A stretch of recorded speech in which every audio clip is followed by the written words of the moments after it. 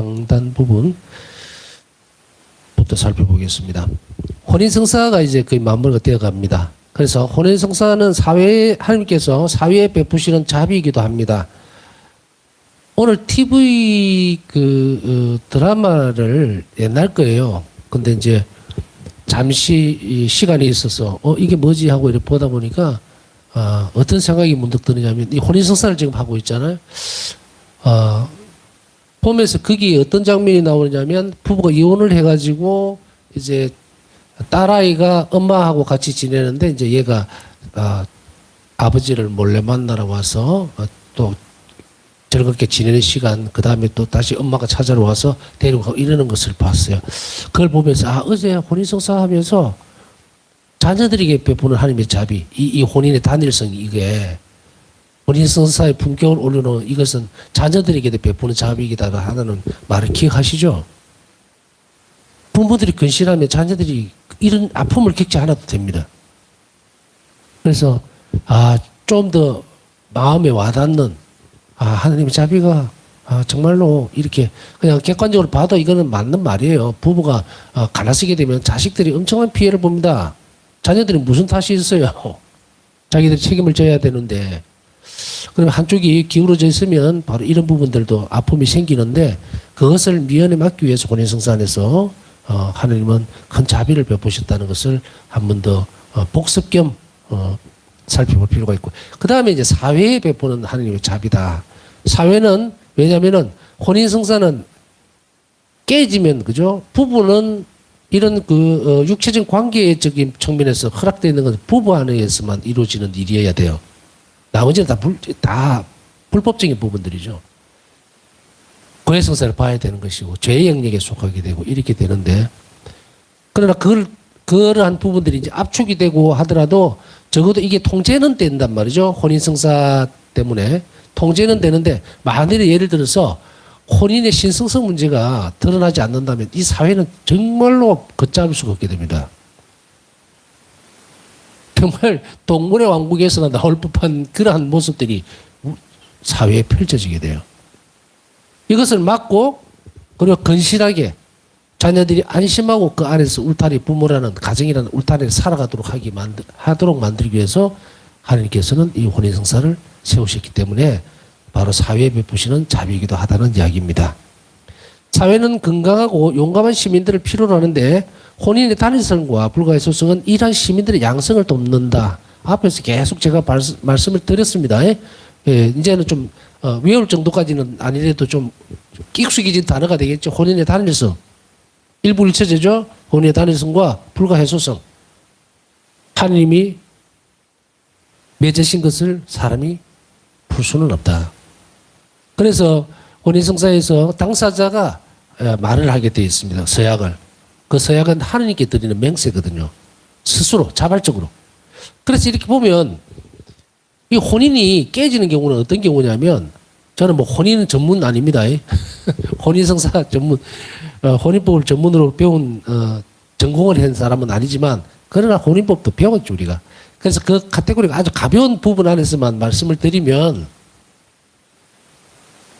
본인이 스스로 이렇게 이 자신의 배우자를 평생 사랑하고 아끼겠다는 이 서약은 이제 글로도 남기게, 서류로도 남기게 돼 있는데 이게 나중에 이런 경우가 생겨요. 예를 들어서 나는 저 사람하고 결혼할 의사가 전혀 없었는데 그냥 말로만 했다. 말로만. 마음은 하나도 없는데 말로만 했다. 근데 만약에 그것이 다른 친구들이나 옆에 정인들 다른 사람들에게서 그래 맞다. 저 사람 마음 하나도 없고 그냥 억지로 했고 이런 식으로 드러난다면 그게 뭡니까? 사기거든 사기. 속인 거죠. 그래서 그러한 서약은 무효입니다. 그러다 보면 처음부터 약속했던 그 부분이 깨지기 때문에 혼인이 안 이루어진 거죠. 너무 복잡합니까 생각이? 하여간에 그런 경우를 제외하고는 통상적으로 일반적으로는 자신 스스로가 하나님께 진실되게 고백하는 내용들이기 때문에 이것으로서 교회는 뭡니까? 주례사전은 그 부분을 혼인 서약으로 묶어줍니다. 그래서 이 부분 안에서 꼭 필요로 하는 것이 혼인의 단일성이라든지 근데 혼인을 이 가정을 꾸려서 나가는 이런 모습들을 이렇게 살펴보면요. 같이 잘못하면 어떤 부분들이 생길 수가 있냐면 자기 부인만 쳐다보고 자기 남편만 보고 혹은 자기 자식만 보고 요 틀 안에서만 옆도 안 보고 뒤도 안 돌아보고 가는 가정이 있고 이 사회가 좀 타락을 해가지고 막 좀 그런 분위기에 젖어서 대부분의 많은 사람들이 그럴 때 나는 바보 아닌가?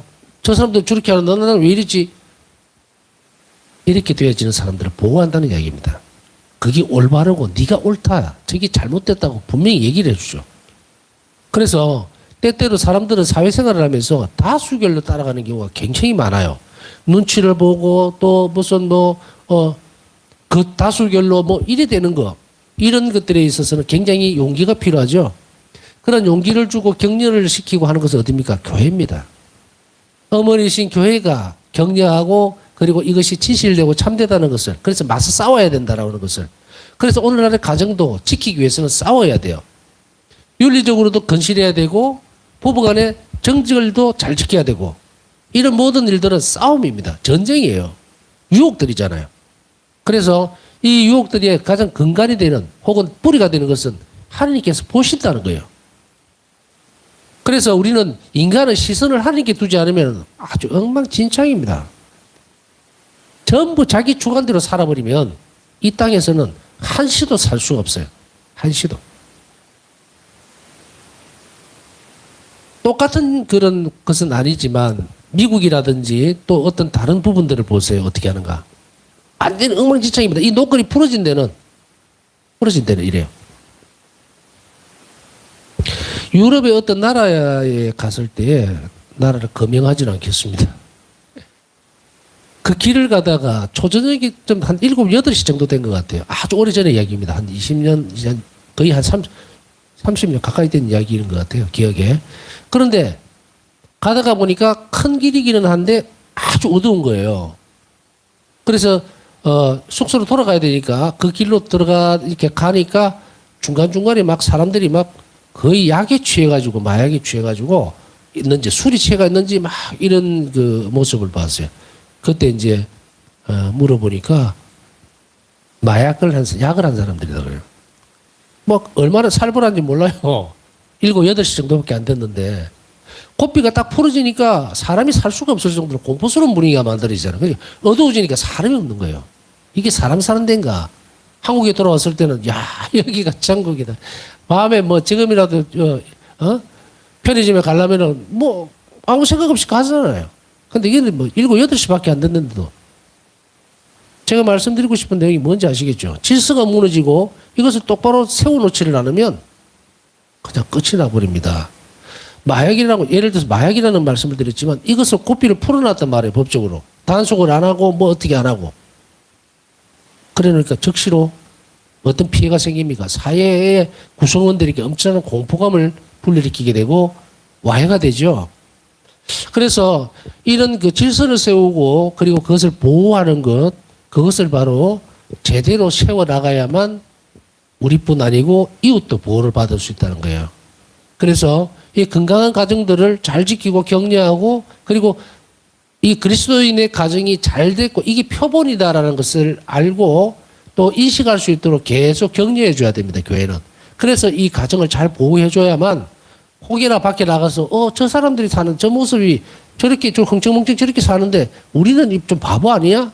모지르는 거 아니야? 이런 유혹에 넘어가지 않도록.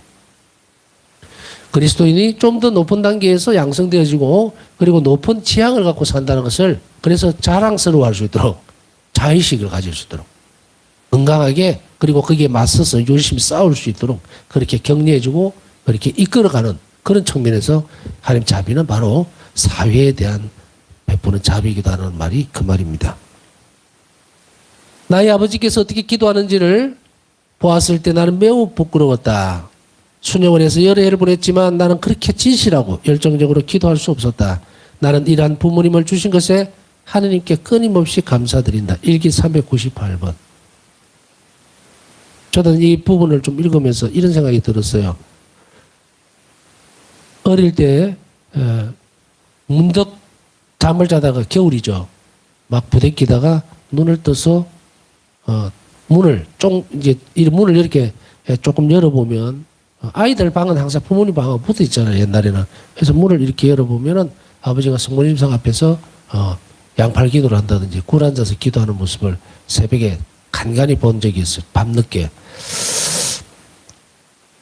신학교 들어갔을 때도 어떤 형태로든지 간에 저렇게 이 부분이 생각이 나는 거예요. 어떻게 저렇게 열정적으로 기도할 수 있을까. 그러나 뭐 좀 잘못된 부분들도 많이 보고 신앙적으로는 또 좋은 부분들도 많이 봤고. 근데 아마 바오사 성녀는 당신 자신이 이 바라다 본 부모님의 모습들이 아주 열정적이라고 하는 것은 10명의 자녀들을 키우기 위해서 얼마나 많은 노고가 그 안에 들어가 있었겠습니까? 그런데 실제로 가보면은 이제 바오사 성녀의 집과 그 세례받은 본당이죠. 거기가 거리가 그렇게 멀지를 않아요. 그래서 물론 아버지로서는 그 텃밭 좀 있는 거 그걸 일구어서 아이들을 다 키운다는 게 굉장히 불가능에 가깝습니다. 그래서 바오사 성녀도 뭐 파출부부터 하고 다 했죠. 국민학교 3학년도까지도 다 못 다니고 가정부로 벌어야 되니까. 그러나 이러한 가정에서 이게서 보면 하나만 짚고 넘어갈 것이요. 이 10명의 자녀들을 신앙 안에서 거두지 않았다면 분명히 부모들부터 깨졌을 거예요. 이 가정의 근간을 흔들어버리는 가장 중요한 요소 중에 하나가 돈입니다. 금전적으로 뭔가 하나가 툭 떨어져 버리면 이 가정은 그냥 순식간에 폭탄 터지듯이 수류탄 터지듯이 일발 팍 터져버려요. 일발이라고 하는 말은 후타였다 또 있다는 이야기예요. 돈의 문제는 그렇게 극복하고 서로가 뭐 그래 괜찮아 우리가 또 힘써서 이렇게 하면 돼라고 하는 것을 극복한다 하더라도 이것이 직기탄으로 떨어질 수 있는 가장 효과적으로는 가정을 깨는 데 있어서 제일 효과가 좋은 것이면 틀림이 없어요. 그러나 여기에서 보면 바오사 성녀에게 있어서 이 부모님들의 건실한 이 삶의 모습이나 바탕은 다른 여러 가정과는 전혀 다른 모습, 또 가장으로서 했던 다른 모습들을 보여주고 있어요. 저는 어릴 때 아버지 모습이 이제 묵주기도 하고 거기서 신앙적인 것을 참 많이 받았죠. 그래서 겁이 나서라도 성당을 가야 돼요. 공부는 못해도 되는데 성당 미사를 빠지면 그냥 그날은 또 묵주기도를 안 했다. 저녁기도를 안 했다. 그냥 뭐 죽었다 생각하면 될 정도로 굉장히 엄하게 컸는데 그게 신앙적으로는 결국은 많은 부분들을 받았습니다. 그러나 이 바오사 성의 부모님들은 이런 신앙적인 부분뿐 아니라 모범적인 부분까지도 완전하게 전달이 되어지는 것. 가정적으로 이렇게 어렵고 경제적으로 힘듦에도 불구하고 이 부부가 10명의 자녀들을 사랑으로 양성을 시켰다, 양육을 했다는 것은 더군다나 거기에서 성인이 났다는 것은 이분들의 모범이 얼마나 중요한 것이었는지 또 얼마나 값진 것이었는지를 쉽게 이해할 수 있다는 거예요. 일반적으로 사람들은 신앙만 전달해 줄 수 있고 또 나머지 부분들은 마음대로 해버릴 수도 있습니다. 그래서 부모가 신앙적으로는 모범을 보이면서도 동시에 행동적으로는 다른 모습을 보이는 경우가 있죠. 많이. 그러나 바오사 성녀의 부모님은 이 두 개가 일관성 있게 드러났기 때문에 다시 이야기하면은 기도의 건실함이 바로 행동으로 드러난 그런 모습이었어요. 그렇기 때문에 바오사 성녀가 감명을 받은 거예요. 내가 순영원에서 여러 해를 지났지만 그러나 아버지처럼 저렇게 진실하고 열정적으로 기도하는 것을 보지 못했다. 왜냐하면 자녀들을 잘 키워야 되니까. 하나님께 얼마나 열렬히 기도를 했겠습니까? 그래서 이 부분들에서 바오사 성녀가 탄생하게 되고 양육이 되어진 거예요. 그래서 이 가정에서의 기도 생활이라든지 부모 역할이라는 것은 바로 모든 것들이 다 이루어질 수 있는 그런 순간적인 흐름이 다 여기서 맺어지게 됩니다. 그 다음에 내가 부모님을 떠나면서 축복해 주시기를 청했을 때 나는 내 영혼 위로 흘러내리는 하나님 은총의 힘을 얻겠다. 이거는 부모가 자식에게 축복해 줄 때에 이 부분은 마지막 부분이었을 거예요. 가정에 돌아와서 가족들과 함께 지냈던 그 부분들 여러분들 일기 얼마 전에 읽어드렸던 것 같은데 기억나시죠? 거기에서 이제 바오사 성녀는 참 우리하고는 좀 특이한 모습들이죠, 그죠? 제 기억에는 그래요. 뭐 어디 먼 길 떠나온다고 해서 아버지한테 가서 축복해 주십시오. 이렇게 한 적은 없었던 것 같아요. 우리가 이제 조금 바꿔서 생각하면 이제 구정 때 명절이죠, 그죠? 내일 모레 명절 때는 가서 이제 큰 절을 하면은 새해 덕담을 해주죠, 어른들이, 부모님들이. 예. 우리는 그렇게 하고 그래서 이것도 복을 빌어주는 거거든요. 전통적인 방식의 복을 빌어주는 거예요. 덕담. 좋은 말을 하면서 올해는 장가도 가고 자식도 놓고 그리고 물질적으로도 풍요해지고 건강해지고 그런 한 해가 되기를 바란다 하고 이렇게 이제 덕담을 해주는 건데, 서양에서는 이제 가톨릭화되어 있는 이 폴란드에서는 바로 이 모습들인데, 이게 그리스도화가 됐을 때는 이 축복에 대한 부분은 지난번에도 말씀드렸죠.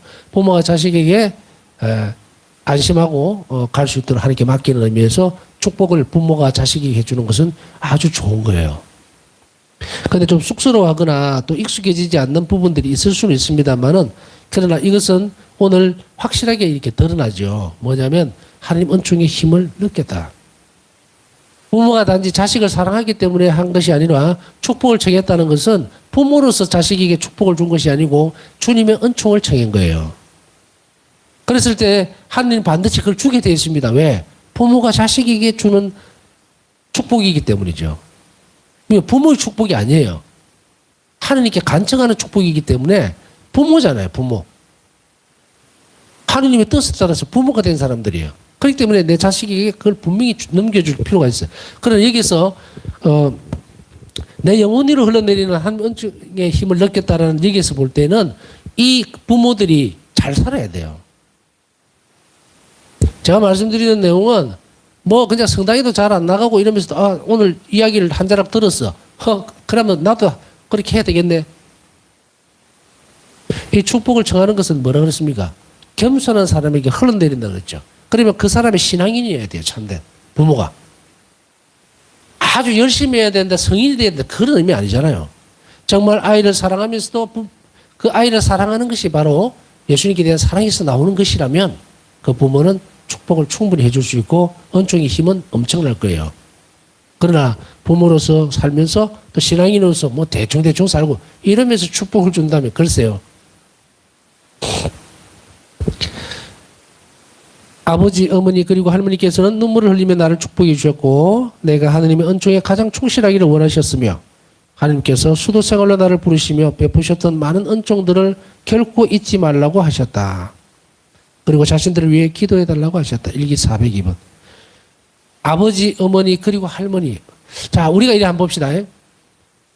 바울사 성녀가 다시 이 부분에서 돌아갔을 때에 할머니까지 축복해달라고 청했던 것으로 봐서는 아마도 이 부분은 휴가 좀 되겠죠.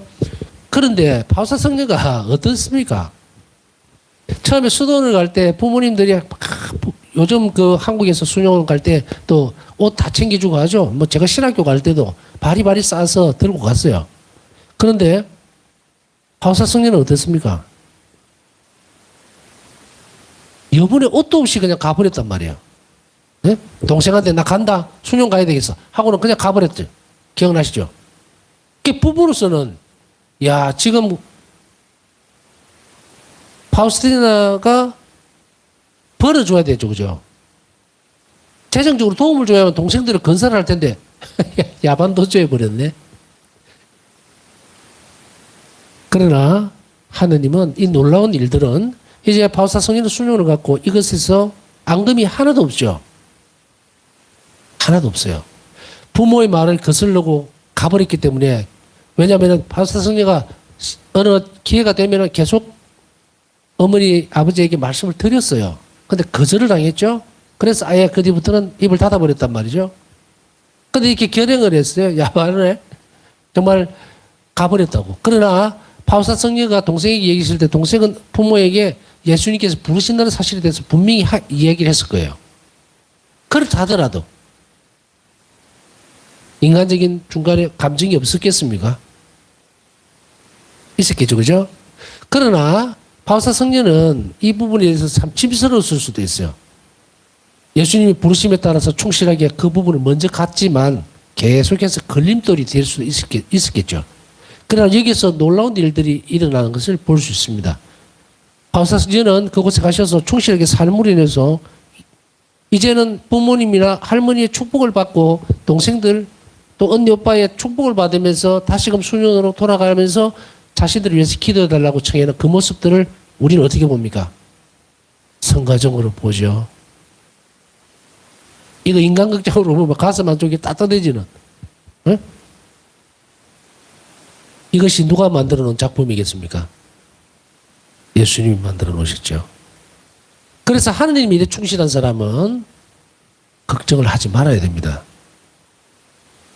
예수님께서 바울사 성령의 마음의 짐들을 이미 알고 계시기 때문에 이 가족들이 충분히 바울사 성령을 따뜻하게 맞아들이고 수도 생활을 더 열심히 할 수 있도록 이미 마련이 되어 있었죠, 자리가.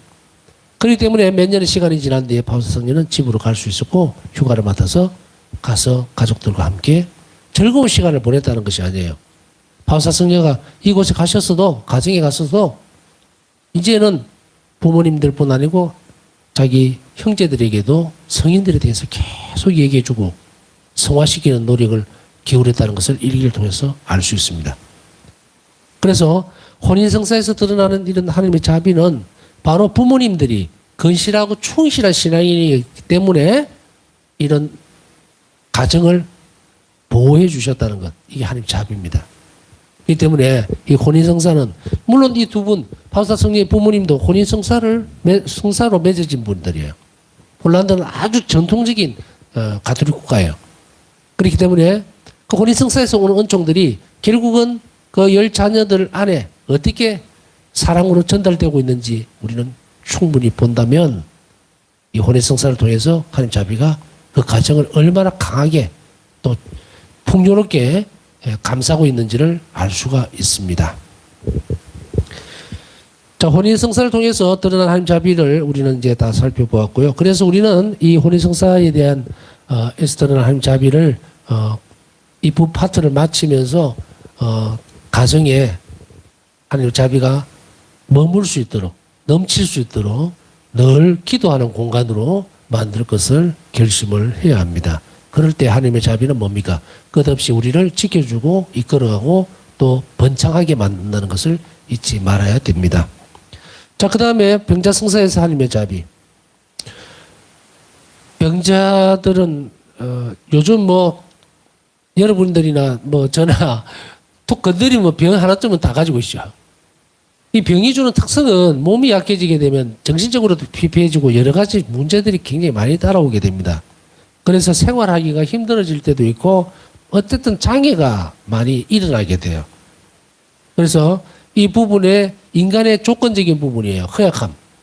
이 부분을 아시고서 예수님은 병자성사를 세우심으로 인해서 병자들이 영적으로 무너지지 않고 건강하게 영적으로도 지탱하면서 살 수 있도록 하게 되고 또 육적으로도 필요하다면 치유가 될 수 있는, 낫을 수 있는 그런 길을 열어주신 것이 바로 병자성사입니다.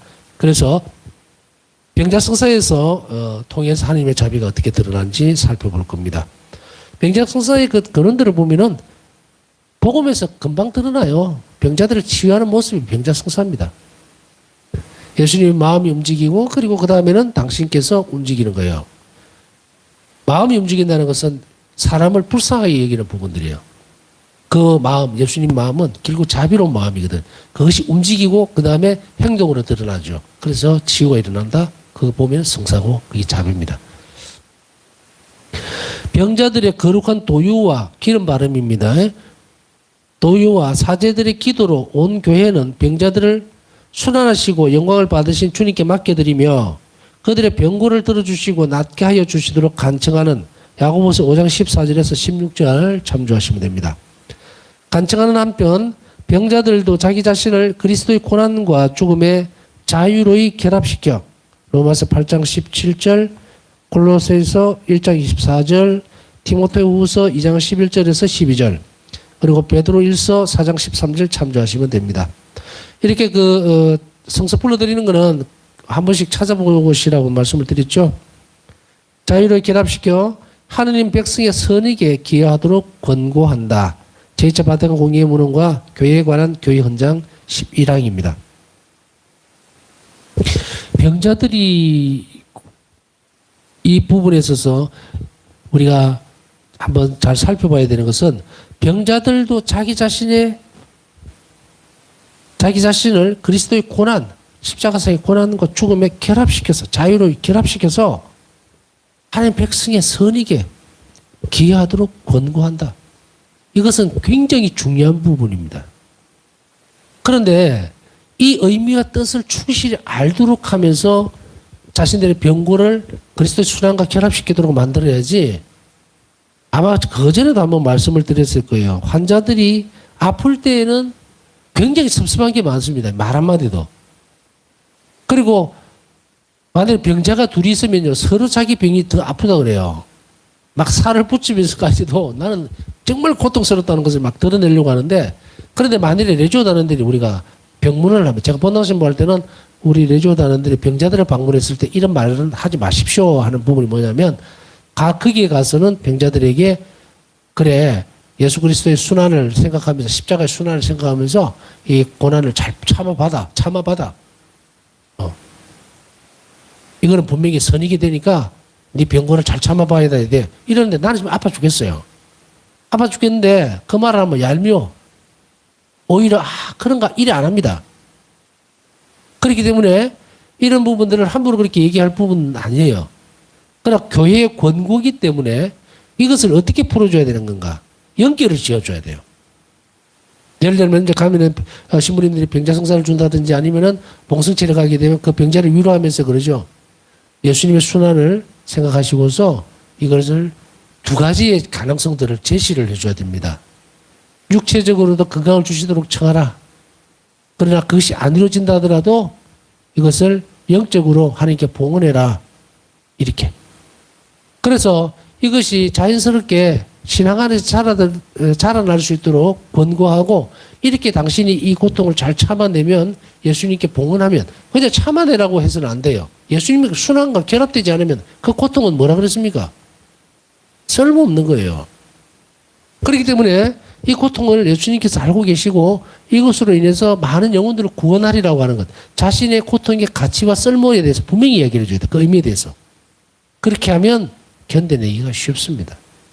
왜냐하면 그렇게 마음을 먹고 의지를 딱 다지면 예수님께서 은총을 그 환자에게 주기 때문이에요. 그래서 이 부분들은 얘기를 하고, 그리고 환자를 위해서 기도해 주겠다라고 하는 말은 굉장히 중요한 말이지만 사람에 따라 틀립니다. 그래서 이 환자는 이런 인내를, 그 환자를 돌보는 사람들은 아주 인내로워야 합니다. 왜? 환자는 무너져요. 아프면 정신적인 부분도 무너지게 되고 육체적인 부분들이 너무 우리가 좀 정신없이 아프면 정신이 없다 그러죠.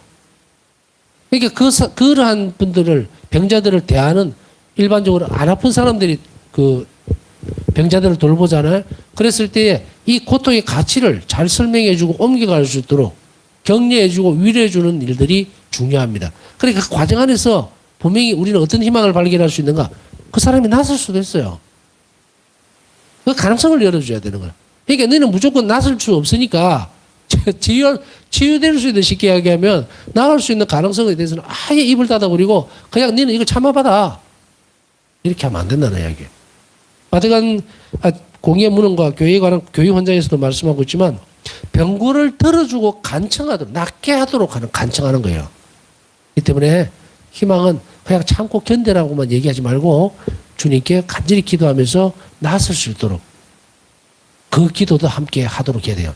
만약에 기도를 그렇게 했는데도 낫지 않는다면 예수님께서는 그 사람의 그 병자의 병고를 아주 좋게 쓰시는 거예요. 허락하시는 겁니다. 우리에게 있어서는 막 고통이라는 게 너무도 견디기 힘들고 정말 포기하고 싶고 빠져나가고 싶겠지만, 다른 한편으로 본다면 인간이 겪어내야 되는 그 병고를 주님께서 귀하게 쓰시겠답니다 하는 것만큼 영광스러운 일은 없죠. 그죠? 옆으로 보면. 같은 병자가 있다 하더라도 예수님께서 내 희생을 다른 이들의 구원을 위해서 쓰시겠다고 한다면 이것만큼 깊은 초대는 없을 겁니다. 물론 그러나 그 안에 뭐가 있다고 했죠? 육적으로 영적으로 견뎌내야 되는 고통은 줄어들지를 않습니다. 자, 오늘 병자성사의 초입 부분을 한번 보고 있습니다만은, 그래서 야고보서에서는 이 부분을 병자를 위로하고 그리고 힘과 용기를 주고 또 나설 수 있다는 가능성들도 함께 하나님께 청할 수 있는 것, 바로 그 길이 이 병자성사 안에서 일어나는 것입니다. 그렇죠. 이 가능성도 두 개를 격려와 위로만 그냥 뭐 말로만 되어지는 것이 아니라 청한다면 주님께서 너를 나서 주실 수도 있다라고 위로하고 그리고 격려해주고 그 의미를 전달해주는 것, 알려주는 것, 그것도 아주 중요한 얘기입니다. 우리 중에 환자가 있다면 이 의미를 자신에게 잘 접목을 시켜서 이 병자성사는 아니지만 지금 제가 이야기하고 있는 병자성사에 대한 부분들이 아니고 병자에 대한 부분을 일반적으로 지금 보고 있는 겁니다. 병자성사에서는 어떤 은총들이 또 큰 자비가 있는지는 다음 시간에 살펴볼 겁니다. 그러나 병자를 일반적으로 봤을 때 이렇다는 것을 먼저 전제로 하고서 이 병자성사에서 드러나는 자비를 살펴보도록 해야 됩니다. 남은 시간 묵상하면서 이 시간에도 고통 때문에 하느님에게 등을 지고 있거나 또 하느님께서 멀어져 있는 사람들을 기억하면서 남은 시간 묵상하도록 하겠습니다.